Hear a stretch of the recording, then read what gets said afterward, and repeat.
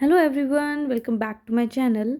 My name is Dr. Tina and in today's video I'll be sharing the rest of the notes for OPS, especially for MCA exam. Well, these are my notes which I have prepared during my preparation. So this is the part 2 for it and part 1 I have already uploaded. So let's talk about gestational trophoblastic diseases and ये सारा एकदम conservative वे में मैंने लिखा हुआ है, एकदम short and sweet. Each and every single point is very important, so read it okay nicely. And this is choriocarcinoma. उसका important points कुछ भी मिस नहीं है इसमें, ऑलमोस्ट सब कुछ है. सो एकदम ध्यान से रीड करो एंड प्रैक्टिस एमसीक्यू. किसी ने मुझे बोला था कि एमसीक्यू नहीं हो रहे हैं after watching the video also. So guys, अगर नहीं हो रहे हैं ना तो वापस से क्वेश्चन को रीड करो कि आपको क्वेश्चन क्यों नहीं समझ आया. बिकॉज जो इस टॉपिक में होना चाहिए वो पूरा कंप्लीट इट्स नोट्स में प्रेजेंट है. ठीक है, तो अगर क्वेश्चन सॉल्व नहीं हो रहा है तो बेसिकली आपकी अंडरस्टैंडिंग में थोड़ा प्रॉब्लम आ रहा है. तो try to read question properly and then try to solve it. Okay, ये बहुत नाइसली एकदम प्रिपेयर्ड किए हैं कि सुपर फास्ट रिविजन हो और जल्दी जल्दी आप रीड कर सकें. ये पूरा उसका स्कोरिंग है. ठीक है, फिर ये एंटीपार्टम हेमरेज का है हमारा पूरा. ठीक है, फर्स्ट ऑफ ऑल सिंपल सा डेफिनेशन उसका सिंगल लाइन में. ब्लीडिंग पर वजाइनम बियॉन्ड पीरियड्स ऑफ जेस्टेशन और more than 28 weeks till pregnancy, तब हम इसे एंटीपार्टम हेमरेज बोलेंगे. ठीक है, इसके कॉजेज हैं, प्लेसेंटल कॉजेज भी हो सकते हैं और फीटल भी. फीटल ये और प्लेसेंटल हमारे प्लेसेंटा प्रीविया, ब्रप्शियो, सर्कमवेलेट और सर्कम मार्जिनेट. ठीक है, ये फोर टाइप्स के हमारे हेमरेजेस हैं. हाँ, एंटीपार्ट प्लेसेंटाज हैं बेसिकली. ठीक है, क्लासिफिकेशन है ये इसकी. टाइप 1, टाइप 2, 3, 4 इंपॉर्टेंट है, एमसीक्यू में आता है. इसको रीड करो, चार्ट फॉर्म में लिखा है मैंने, इसलिए इजी से याद रहेगा. ठीक है, फिर प्लेसेंटा प्रीविया और अब्रप्शियो प्लेसेंटा के बीच का ये डिफरेंस चार्ट के फॉर्म में है. पूरा complete investigation of choice basically comparison basis में बहुत नाइसली बनाया है. ठीक है, तो इसको रीड करो, एमसीक्यू प्रैक्टिस करो.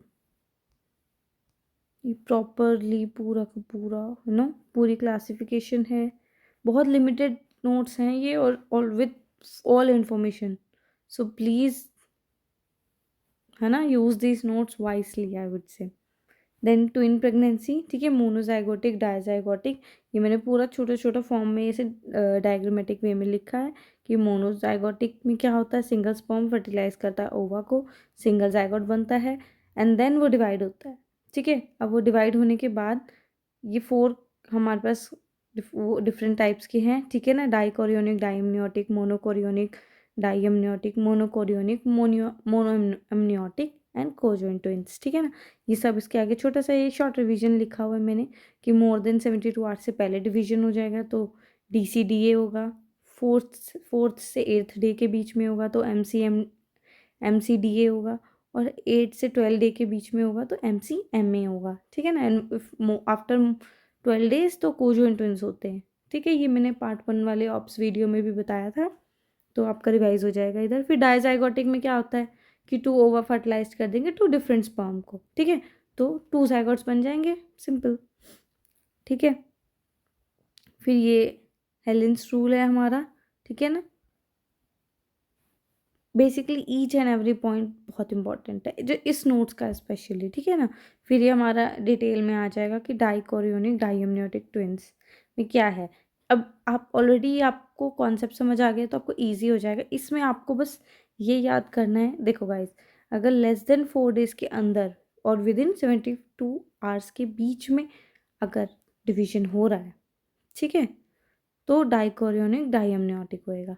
ठीक है, तो टाइम ऑफ डिलीवरी 38 वीक्स में होनी चाहिए इनकी, स्पेशली इस टाइप के ट्विंस की. इनका प्रोग्नोसिस हमेशा अच्छा होता है. ठीक है, तो गुड प्रोग्नोसिस.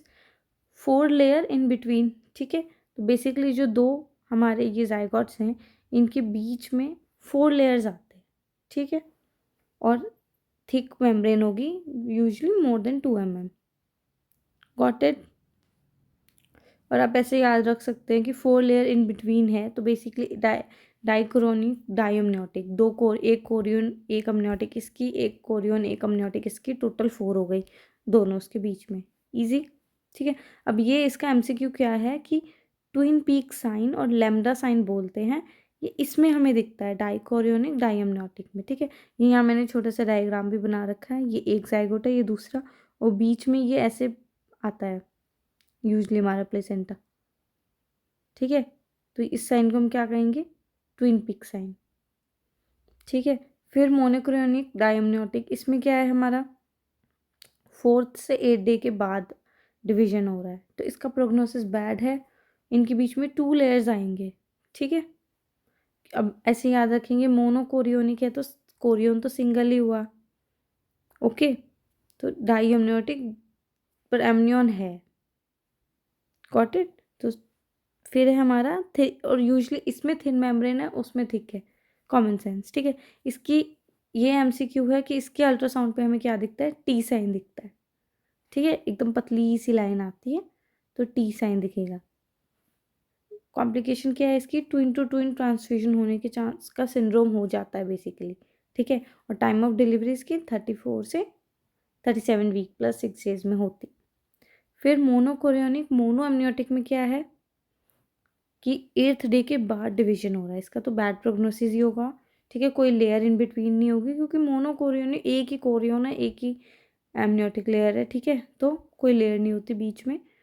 इसमें कॉम्प्लिकेशन क्या आएगी, कॉमन सेंस है कि जो वो एक ही सैक में हैं दोनों, तो कोड एंटेंगलमेंट हो सकता है आराम से, दूसरे बेबी के गले में कॉर्ड चला जाएगा तो इजीली हो सकता है, ठीक है ना। तो इसका ऑप्शन क्या होता है, सिर्फ सिजेरियन ही करना पड़ता है, इजी। फिर कोजन ट्विंस हमने पढ़ लिया 12 डेज के बाद में, ठीक है ना। इसमें some part has formed and then divide, basically ये है इसका, ठीक है। फिर डाइकोरियोनिक डायमनियोटिक में और ये मोनोकोरियोनिक डायमनियोटिक का डिफरेंस, ठीक है। ये डिलीवरी टाइमिंग से बेसिकली जस्ट रीड देम, आपको समझ आएगा सारा कुछ, ठीक है। फिर ये कॉम्प्लिकेशंस डिवाइड हो रखी है मोनोकोरियोनिक ट्विंस की, ठीक है। इनको रीड करेंगे, बेसिकली स्टार्ट है यहाँ से, ये पूरा एकदम डायग्राम के वे में मैंने बनाया है ऐसे, जिससे ना ये इजीली याद रहेगा आपको। ट्रैप वाला भी हमने पढ़ा है, ट्विंस रिवर्सल आर्टेरियल परफ्यूजन हो जाता है, ठीक है ना।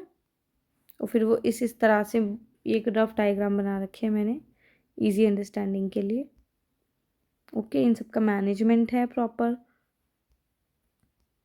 और ये इंटरनल पोडालिक वर्जन और एक्सटर्नल पोडालिक वर्जन का एक चार्ट बना रखा है मैंने कि ठीक है, मोस्टली हम इंटरनल पोडालिक वर्जन ओटी में ही करते हैं जनरल एनेस्थीसिया के अंदर, ठीक है। इसमें रिस्क ऑफ यूथराइन रप्चर रहता है, और इंडिकेशन कब किया जाता है ये, जब 2 ट्विंस होते हैं वो भी ट्रांसवर्स लाइन में, ठीक है। और इसकी एब्सोल्यूट कॉन्ट्राइंडिकेशन क्या है, अगर प्रीवियस सिजेरियन हो रखा है तो इट इज़ एब्सोल्यूटली कॉन्ट्राइंडिकेटेड।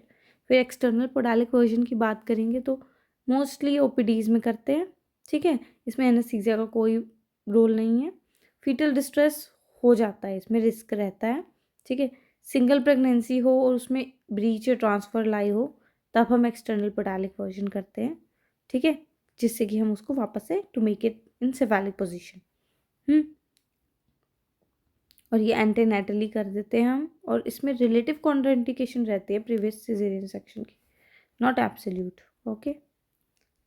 फिर ये हम सबका फेवरेट RH आइसोइम्यूनाइजेशन, काफ़ी कन्फ्यूजन होती है कई बार इसको पढ़ने में, तो ये बहुत नाइसली एकदम अच्छे से मैनर में मैंने ये पूरा उसका चार्ट बनाया है, ठीक है।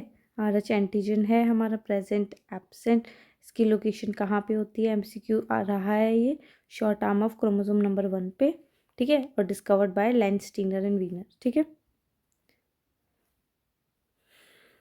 First investigation in RH negative mother हम क्या कराते हैं, RH स्टेटस ऑफ फादर का चेक करते हैं सबसे पहले, इफ़ मदर नेगेटिव है, ठीक है ना। अब उसमें क्या होता है पैथोजेनेसिस में, फर्स्ट प्रेगनेंसी है, ठीक है, and if mother is negative and fetus जो है वो पॉजिटिव RH है, तो क्या होगा, fetus blood enter mother circulation, ठीक है, सिंपल करेगा। फिर मदर क्या करेगी, इम्यून सिस्टम स्टिमुलेट हो जाएगा मदर का, और वो RH नेगेटिव के अगेंस्ट एंटीबॉडी बनाना स्टार्ट करेगा, ठीक है, जिसे हम एंटी डी बोलते हैं, ठीक है। अब जैसा कि जो IgM है हमारा डज नॉट क्रॉस प्लेसेंटा, ठीक है, तो फिर क्या होगा, but IgG can easily. Second pregnancy में क्या होता है, जब मदर नेगेटिव है और फीटस पॉजिटिव है, तो fetus enter into mother circulation, ठीक है, फीटस का ब्लड मदर सर्कुलेशन में गया। अब मदर की बॉडी के पास ऑलरेडी IgM है उसके अगेंस्ट, जो उसकी फर्स्ट प्रेगनेंसी में बन गया था, हमने अभी पढ़ा। तो अब क्या होगा, जो IgG है एंटीबॉडी, वो एंटर कर जाएगी फीटस सर्कुलेशन में। पहले तो वो सिर्फ मदर के अंदर आया और वो बन गया, कुछ नहीं हुआ, बट सेकेंड प्रेगनेंसी में क्या होगा, अब मदर के अंदर जब वो ऑलरेडी IgG एंटीबॉडीज़ है, वो फीटल सर्कुलेशन में चली जाएगी जैसे ही वो फीटल ब्लड आएगा, ठीक है। फिर क्या होगा, हीमोलिसिस होगा फीटल आरबीसीज का फीटस के अंदर, ठीक है। इसे हम बोलते हैं RH आइसोइम्यूनाइजेशन रिएक्शन, कि फर्स्ट प्रेगनेंसी में कुछ नहीं हुआ बिकॉज उसने वो बनाया एंटीबॉडीज इसके अगेंस्ट, फर्स्ट टाइम था। सेकेंड प्रेगनेंसी में अब उसके पास ऑलरेडी एंटीबॉडीज लोडेड हैं, तो वो फीटस फीटस में जाके फीटस सर्कुलेशन के थ्रू अटैक करेगा, ठीक है। फिर हिमोलिसिस होगा। अब क्या होता है, हिमोलिसिस ऑफ फीटल आरबीसी, प्लेसेंटो मेगाली भी दिखता है, ठीक है। फीटल में एनीमिया तो होगा फर्स्ट कॉमन सबसे, ठीक है ना। उससे क्या, उसकी वजह से हमें क्या क्या चीज़ें आएंगी कि जो फीटस है उसका साइनोसाइडल हार्ट रेट होगा, ठीक है ना, पैटर्न उस तरह का होगा, सिस्टोलिक इंक्रीज होगा, ठीक है। कलेक्शन हो जाएगा उसके थर्ड स्पेसिस में, पेरिकार्डियम में, पेरिटोनियम में, pleural effusion, third space collections हो जाएंगे, ठीक है। उसे हम बोलते हैं हाइड्रोप्स फिटालिस, इजी हाइड्रोप्स मतलब वाटर, फिटालिस इज फीटल। तो बेसिकली जो थर्ड स्पेस में फ्लूइड का कलेक्शन होगा, हाई पीक होगी जब सिस्टोलिक्स की, इस वजह से तो हाइड्रोप्स फिटालिस कहेंगे उसे, ठीक है। इसकी वर्स्ट प्रोग्नोसिस होती है। फिर और क्या होगा, अब हिमोलिसिस हो रहा है तो बिलिरुबिन बढ़ेगा, बिलिरुबिन बढ़ेगा तो जॉन्डिस के सिम्टम्स आएंगे, येलोनेस ऑफ एमनियोटिक फ्लूइड हो जाएगा, ठीक है। गोल्डन कलर पढ़ा है ना हमने एमनियोटिक वाले टॉपिक पे, पार्ट 1 वाले वीडियो में, ठीक है। बिलिरुबिन मोर देन 20 mg हुआ तो कर्निक्टस भी हमें दिखेगा, पढ़ा हुआ है हम सब ने। एंड फिर थर्ड में क्या, हिपैटोस्प्लिनोमेगैली भी दिखता है, एंड बोन मैरो हाइपरप्लाजिया भी होगा। तो उसको ओवरकम करने के लिए ज़्यादा एरिथ्रोसाइट्स बनाएगा, और उससे क्या कहेंगे हम, एरिथ्रोब्लास्टोसिस फिटालिस, ठीक है। तीनों टर्म्स क्लियर हो गए। अब उसका डायग्नोसिस के लिए क्या करेंगे हम, मोर देन 2 बॉडी कैविटीज़ होनी चाहिए फ्लूइड फिल्ड, ठीक है ना, थर्ड स्पेस कलेक्शन में। स्कैल्प पे एडीमा होना चाहिए, ठीक है। फिर अब ये हमारे सारे RH इसके 1 लाइनर्स हैं, ठीक है। स्कैल्प एडीमा जब होता है उसे हम हेलो पॉजिटिव बोलते हैं, अल्ट्रासाउंड पे हमें ऐसे बुद्धा जैसा दिखेगा स्कैल्प, तो उसे हम एक्सरे पे बुद्धा साइन, अल्ट्रासाउंड पे हेलो पॉजिटिव बोलते हैं, ठीक है। अब ये 1 लाइनर्स देखेंगे। RH एंटीजन डेवलप कब होता है, 30 से 40 डेज आफ्टर फर्टिलाइजेशन के, ठीक है। Max chance of feto maternal haemorrhage कब होगा, बियॉन्ड 28 वीक्स। इनको बस रीड कर लेंगे आप तो आपके दिमाग में धीरे धीरे बैठ जाएगा, ठीक है। अगर ज़्यादा कॉम्प्लिकेटेड लगता है कुछ तो उसको छोड़ दो, एटलीस्ट जो समझ आ रहा है उसको समझ लो। ये मैंने अपने टाइम पे किया था, मुझे बेस्ट लगा था, पढ़ा मैंने भी ये सब था, बट एग्ज़ाम के टाइम पे बहुत कुछ नहीं याद रहता, तो बेटर ये है कि जो कॉन्सेप्चुअल चीज़ है उसको समझ जाओ, सिंपल, ठीक है ना। ऐसे एटलीस्ट MCQ सॉल्विंग में आप बहुत ईजी हो जाता है। फिर ये कैटेगरी 1 2 है, ठीक है, इसको रीड करो, ये भी इसी तरह से प्रॉपर बनाया हुआ है, ठीक है। कि लाइक कैटेगरी 1 में क्या है, RH नेगेटिव प्रेग्नेंट वुमेन है, ठीक है, ANC के लिए आई है। फर्स्ट इन्वेस्टिगेशन हम क्या कराएंगे, हस्बैंड का RH स्टेटस, ठीक है। अगर हस्बैंड पॉजिटिव है तब क्या करेंगे, इनडायरेक्ट कोम्स टेस्ट कराएंगे, ठीक है। तो और वो कब कब कराएंगे, 12th 20th और 28th वीक पे हम चेक करेंगे मदर में। अगर नेगेटिव आएगा तब इनडायरेक्ट कोम टेस्ट हमारा, तो which means mother not sensitise, ठीक है, कोई एंटीबॉडीज मदर के अंदर अभी नहीं आई है, बनी है। अब हम उसको NT-D एडमिनिस्ट्रेट कर देंगे, ठीक है ना, 28th वीक पे। जिससे कि हम मतलब बेसिकली हमारा एंटीपार्टम के लिए प्रोग्नोसिस है, प्रोफिलैक्सिस है, सॉरी। फिर कैटेगरी 2 की बात करें तो उसमें क्या है कि अगर इनडायरेक्ट होम टेस्ट पॉजिटिव आ जाए, विच मीन्स कि मदर का इम्यून सिस्टम स्टिमुलेट हो चुका है, एक्टिव है, अब एंटी डी का कोई यूज़ नहीं है हमें बाहर से इंजेक्ट करने का, because it is already there, ठीक है, उसे हम बोलेंगे RH आइसो इम्यूनाइज्ड प्रेगनेंसी है ये। दूसरा case maternal immune system stimulate हो रखा है और एंटीबॉडीज प्रोड्यूस कर रहा है, तो हम क्या करेंगे, अब हम एंटीबॉडी टाइटर कराएंगे, ठीक है ना, कि कितना टाइटर है। अब उसकी टाइट्रेशन के हिसाब से अगर वो 1:16 आता है, वो उसे हम एक क्रिटिकल टाइटर बोलते हैं, ठीक है ना। अब एंटीबॉडी प्रोड्यूस्ड है तो उसकी वजह से फीटल हिमोलिसिस होगा। अब एंटीबॉडी टाइटर का देखो, बिलो क्रिटिकल टाइटर विच इज़ 1:16, तब क्या करेंगे, हम फॉलोअप के लिए बुलाएंगे, बार बार एंटीबॉडीज़ का टाइटर कराएंगे एवरी 4th वीक पे। कब तक, 24th वीक तक, सिंपल, ठीक है। फिर हर 2 वीक्स पे बुलाएंगे, और फिर अगर टाइटर तब भी कम ही आएगा क्रिटिकल टाइटर से, तब हम उसकी डिलीवरी 37 से 38 वीक पे करा देंगे, ठीक है, अगर क्रिटिकल टाइटर से कम रहेगा थ्रू आउट द प्रेगनेंसी। अगर क्रिटिकल टाइटर से ऊपर चला गया, ठीक है, विच मीन्स कि सिग्निफिकेंट है बॉडीज उसके अंदर प्रेजेंट, अब वो प्लेसेंटा क्रॉस कर जाएगा और फीटल हिमोलिसिस कराएगा, ठीक है। फिर हम करेंगे कैलकुलेट कि कितना फीटल हिमोलिसिस होगा, सिंपल ना। वापस से देखेंगे, अभी हमने पढ़ा RH आइसोइम्यूनाइजेशन क्या हुआ, ठीक है, उसके साइंस किया हुआ अल्ट्रासाउंड पे, पर एक दो कैटेगरी होगी, हमने पढ़ा कि मदर नेगेटिव थे, फादर पॉजिटिव था, तो कैटेगरी 1 में वो बात हुई, ठीक है, मदर नेगेटिव हमें पता चल गया, हमने फादर का सबसे पहले टेस्ट कराया, फादर पॉजिटिव आया, तो हमने इनडायरेक्ट कोम्स टेस्ट किया एंटीबॉडीज चेक करने के लिए, एंटीबॉडीज पे कुछ नहीं आया, विच मीन्स कि मदर अभी से की बॉडी में कोई वो शुरू नहीं हुआ है एंटीबॉडी प्रोड्यूस होना, तो हम उसका एंटी डी दे के वो कर देंगे, ठीक है। फिर कैटेगरी 2 क्या बोल रही है, कैटेगरी 2 में वो ये कह रहा है कि हमने कोम्स टेस्ट कराया और अब हमें पॉजिटिव आ गया, तो हम क्या करेंगे, अब बाहर से एडमिनिस्ट्रेट करने का कोई मतलब नहीं है, तो अब हम करेंगे, अब हम ये देखेंगे कि मदर के सर्कुलेशन में जो एंटीबॉडीज़ हैं उनका टाइटर कितना है, टाइट्रेशन करके पता चलेगा, और अगर वो टाइटर 1:16 से ज़्यादा आ रहा है, जिसे हम क्रिटिकल टाइटर बोलते हैं, तब हम चेक करेंगे कि कितना हिमोलिसिस हो रहा है, क्योंकि अब और एंटीबॉडीज़ बन गई हैं तो हिमोलिसिस तो होगा, पर वो कितना होगा वो हमें कैलकुलेट करना है, और अगर नहीं आता है वो क्रिटिकल टाइटर से ज़्यादा, बिलो क्रिटिकल टाइटर है, तो हम उसको ऐसे फॉलोअप के लिए बुलाते रहेंगे टाइम टाइम पे, ठीक है। अब टू कैलकुलेट फीटल हिमोलिसिस हम क्या करेंगे, या तो एमनियोसेंसिस करेंगे या Doppler of middle cerebral artery करेंगे, ठीक है। अब ये एमनियोसेंसिस में हम क्या कर रहे हैं, फीटल हिमोलिसिस हुआ, बिलिरुबिन बढ़ेगा, बिलिरुबिन बढ़ेगा तो एमनियोटिक फ्लूइड में वो एक्सक्रीट होगा, ठीक है। अब हम एक डार्क बॉटल में उस फ्लूइड को ले लेंगे और स्पेक्ट्रोफोटोमेट्रिक एनालिसिस करेंगे उसका, ठीक है। फिर मेजर करेंगे उसकी optical density of fluid between, इतनी होनी चाहिए, और because bilirubin absorbs light at 450, तो उसके बीच में आना चाहिए, तो ये इस तरह से ग्राफ बनेगा, ठीक है। ये सब आप ये वाला भी आपने पढ़ा होगा, ये 2 ग्राफ है मेन, ठीक है। फिर पार्ट नंबर 2 था हमारा कि मिडल सेरेब्रल आर्टरी का डोपलर करेंगे, ठीक है, तो उसमें हमने क्या किया, एंटीबॉडी टाइटर जो था 1:16, ठीक है, हमने ये किया, अल्ट्रासाउंड पे हमें हाइड्रोप्स फिटालिस दिखेगा, ठीक है।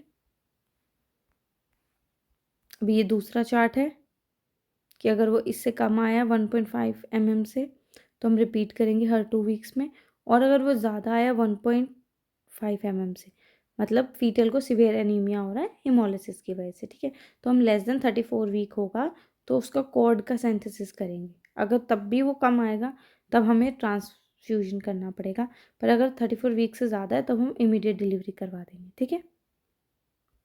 ये कैटेगरी 3 है अब, ठीक है, कि RH नेगेटिव विमेन है और उसे पहले हिस्ट्री है हाइड्रोप्स फिटालिस की, तब हम क्या करेंगे, डायरेक्ट उसका PSV कर देंगे। फिर डिलीवरी इन RH नेगेटिव पेशेंट कैसे होगी, वजाइनल डिलीवरी, आफ्टर डिलीवरी हम उसे क्या देते हैं, इंजेक्शन ऑफ मिथाइल अर्गोमेट्रियम, ठीक है, जो कॉन्ट्राइंडिकेटेड है। अर्ली कॉर्ड क्लैंपिंग और टेस्ट क्या करेंगे हम फीटस के आरएच स्टेटस देखेंगे सबसे पहले, उसका बिलिरुबिन देखेंगे कि हिमोलिसिस हुआ है तो कितना हुआ है, उसकी वजह से कितना बिलिरुबिन है, हेमाटोक्रिट देखेंगे और उसका direct Coombs test antibodies check करने के लिए, ठीक है। And if fetus is positive और डायरेक्ट कूम्स टेस्ट नेगेटिव आता है तो हम बेबी को एंटी एंटी डी मदर को देंगे 72 आवर्स के अंदर अंदर, ठीक है।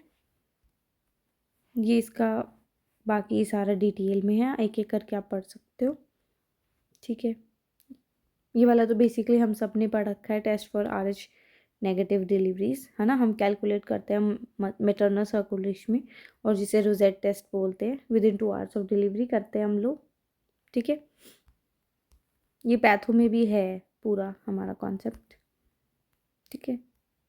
ये ट्राइमेस्टर्स हैं बेसिकली कि बेस्ट पैरामीटर कौन सा रहता है फीटल एज के लिए, एमसीक्यू भी आता है हमारा, ठीक है ना। तो फर्स्ट ट्राइमेस्टर में सबसे बेस्ट है हमारा क्राउन लंप लेंथ देखते हैं हम, सेकेंड ट्राइमेस्टर में हमारा बाईपेराइटल डायमीटर चेक करते हैं, थर्ड में सबसे बेस्ट रहता है फीमर लेंथ देखना, ठीक है, फीटल एज के लिए। ओवरऑल बात करें, ओवरऑल तो बेस्ट क्राउन लंप लेंथ ही है, ठीक है।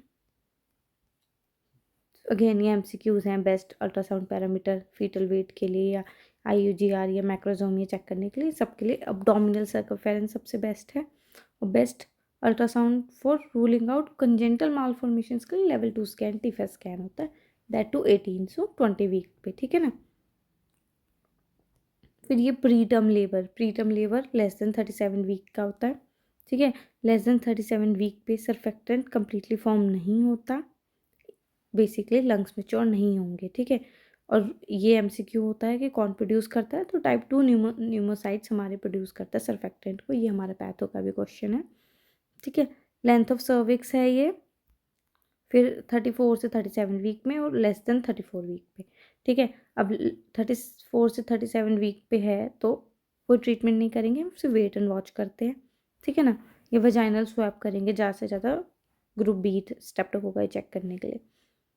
34 वीक पे क्या करेंगे हम, लेस देन 34 वीक पे अगर प्रीटर्म है तो कॉर्टिकोस्टेरॉइड्स एंड टोकोलाइटिक्स देंगे प्लस MgSO4, अगर PTL हमारा लेस देन 24 होगा तो, ठीक है। ये बेस्ट टोकोलाइटिक्स है, ये भी MCQs हैं, just read them and learn them by heart, ठीक है ना। फिर ये हमारा लंग मैच्योरिटी का आता है, ये बहुत हमारा पीडिया में भी आएगा, इधर भी है कि मोस्ट कॉमन यूज कौन सा टेस्ट होता है लंग मैच्योरिटी के लिए, दैट इज़ हमारा लेसिथिन स्पिंगोमाइलिन का, ठीक है ना। फिर बेस्ट लंग मैच्योरिटी टेस्ट कौन सा है, phosphatidyl glycerol, if positive which means lungs are mature, ठीक है। फिर अदर टेस्ट हमारा स्नेक बबल टेस्ट होता है, ठीक है ना, जो हम यूजली बेस्ट साइड ही कर लेते हैं, और अगर बबल आते हैं ऐसे करके छोटा सा डायग्राम बनाया है विच इंडिकेट्स दैट हाँ लंग्स आर मेच्योर्ड, ठीक है। फिर नाइल ब्लू फॉस्फेट टेस्ट भी हम लोग करते हैं, एमनियोटिक फ्लूइड को सेंट्रीफ्यूग करते हैं जिसमें फीटल की स्किन सेल्स आते हैं, और उस पर जब हम Nile blue sulphate dye add करते हैं तब वो फीटल्स मतलब बेसिकली फीटल सेल्स में फैट होता है वो ऑरेंज अपेयर करता है हमें, अगर वो 50% से ज़्यादा होता है विच इंडिकेट्स लंग मेच्योरिटी, ठीक है। फिर कॉर्टिकोस्टेरॉइड्स का ये MCQ, ये तो कई बार रिपीटेड है, आप PYQs में भी देखोगे तो बहुत बार पूछा गया है, फार्मा में भी है हमारा कि लंग मैच्योरिटी के लिए ड्रग ऑफ चॉइस क्या है, बेथामेथाजोन एंड डेक्सामेथाजोन, ठीक है ना। 2 इंजेक्शन देते हैं 12 mg का 24 आवर अपार्ट्स, ठीक है, टोटल 24 डोज ही रहेगी, या फिर हम देते हैं 4 इंजेक्शंस देंगे 6 mg के 12 आवर्स के गैप में, ठीक है। ये बहुत बार PYQs में आया है, सो फोकस, ठीक है। और ये प्री टर्म प्रिडिक्ट करने के लिए है, ठीक है ना। हम 12 से 13 वीक पे सर्विस का वो देखते हैं लेंथ, फिर अराउंड 24 वीक्स पे फनलिंग दिखता है ऐसे, ये नॉर्मली यूजुअली हमारा ऐसे T शेप ही रहता है, बट फिर वो T से Y में जाता है, V में और U में, ठीक है। प्रोग्रेशन शो करता है सर्विक्स का प्रीटर्म लेवल में, सारा डिटेल में आप रीड करेंगे, ठीक है। प्रीमेच्योर रप्चर ये भी हमारा MCQs में रहता है, प्रॉम के क्वेश्चंस, ठीक है। Ruptures normally at the end of first stage of labour when cervix is fully dilated, ठीक है। प्रॉम हमारा कब होता है, rupture before onset of labour, और एक आर्टिफिशियल रप्चर ऑफ मेम्ब्रेन भी होता है हमारा, जिसे एमनियोटमी बोलते हैं। ठीक है, इंस्ट्रूमेंट से करते हैं वो हमारा कॉचर्स फॉरसेप्स से। कॉन्ट्राइंडिकेटेड क्या है प्रोम की? अगर मेटर्नल HIV इन्फेक्शन है, जेनाइटल हर्पीज़ है, IUD है फीटस को, या फिर पॉलीहाइड्रोमनियाज है। ठीक है, मैनेजमेंट ये आ गया हमारा। फिर ये फर्निंग टेस्ट करते हैं हम। Basically just read them all, you will understand. See अब ये हमारा है प्रॉम, ये देखो सी प्रॉम सिर्फ ऑलमोस्ट हाफ पेज में कम्प्लीटली, जब इसको रीड करोगे यू विल रियलाइज़ कि बहुत शॉर्ट और ओरिएंटेड बने हुए हैं। ठीक है, पोस्टम प्रेगनेंसी का है बियॉन्ड 42 वीक्स पे हमारा ये EDT कैलकुलेशन का फॉर्मूला है हमारा नेकलेस। ठीक है, कॉम्प्लिकेशंस हैं ये कि अगर पोस्ट टर्म प्रेगनेंसी होती है तो ओलिगोहाइड्रोमनियाज हो जाएगा, है ना, मेकोनियम एस्पिरेशन सिंड्रोम आता है उसमें, या मैक्रोजोमिया बड़ा बेबी होता है उसको शोल्डर डिस्टोशिया आता है, इंट्राक्रैनियल हेमरेज हो सकते हैं, चांस ऑफ सीजेरियन भी बढ़ते हैं, प्लेसेंटल एजिंग भी होती है।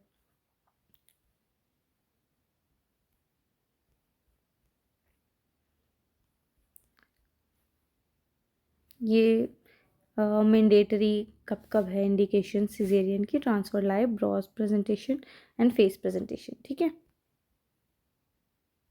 ये हेल्प सिंड्रोम, हेरियन सिंड्रोम एंड हेल्पर सिंड्रोम, एक मैंने छोटा सा डिफरेंस करके बनाया है चार्ट का, जस्ट टू रिमाइंड है। ठीक है, स्टेजेस ऑफ लेबर है, ये एक छोटा सा चार्ट बनाया है टू कीप इन माइंड कि फर्स्ट स्टेज ऑफ लेबर है उसमें लेटेंट और एक्टिव होता है। लेटेंट में प्रोलॉन्ग्ड हो जाता है तब डायलेशन ऑफ सर्विक्स करते हैं और उसका ट्रीटमेंट है डायनोप्रोस्ट PGE2 है वो एक, basically a short summary you can say. फिर एक्टिव में भी दो होता है, प्रोट्रैक्टेड और अरेस्ट। ठीक है ना, प्रोट्रैक्टेड है तो स्लो डायलेशन होती है, और अरेस्ट में क्या होता है कि सर्फिक क्लॉडिकेशन हो जाती है। फिर स्लो डायलेशन में हम क्या करते हैं, एमनियोटमी करते हैं प्लस ऑक्सीटोसिन इन्फ्यूजन देते हैं। पर अगर सर्विक्स बेसिकली जो हमारा एक्टिव में अरेस्ट फेज होता है उसमें हम सिजेरियन सेक्शन करते हैं। ठीक है, और अगर इसमें मेम्ब्रेन्स भी रप्चर्ड हो जाए। फिर स्टेज 2 ऑफ लेबर की बात करेंगे, प्रोलॉन्ग्ड अगर स्टेज 2 लेबर की प्रोलॉन्ग्ड हो जाएगी तब हम उसका स्टेशन देखते हैं। अगर स्टेशन 2 पॉजिटिव है तो हम फोर्सेप डिलीवरी कराएंगे, बट अगर 2 लेस देन 2 है तब हम सिजेरियन सेक्शन करते हैं। ठीक है, और सेम अगर स्टेज 2 ऑफ लेबर में अरेस्ट हो जाता है तब हम देखते हैं प्रोलॉन्ग्ड हो रही है स्टेज प्लस 1 घंटा, तो उसे हम ऑब्स्ट्रक्टेड लेबर बोलते हैं। ठीक है, उसमें हम क्या करते हैं, caesarean section, never wait and watch. ठीक है ना, सिजेरियन सेक्शन करते हैं और एंटीबायोटिक्स देते हैं, ये एक इम्पॉर्टेंट है टॉपिक। ठीक है, थर्ड स्टेज ऑफ लेबर में क्या होता है, prolonged third stage more than 30 minutes, तब उसे हम बोलेंगे, और प्लेसेंटा रिटेन हो जाती है तो ऑक्सीटोसिन से डिलीवरी करवाते हैं थर्ड स्टेज में। ये मैन्यूवर्स हैं, ये MCQs में बहुत आया है, तो ये मैंने एक ही जगह में लिखे हैं सारे के सारे, इनको रीड करो और याद करो, इनकी इमेजेस हैं उनको देखो। ठीक है, and that's all for this video, thank you very much, and if you want this PDF just do let me know, I will send it. Thank you very much, all the best to everyone.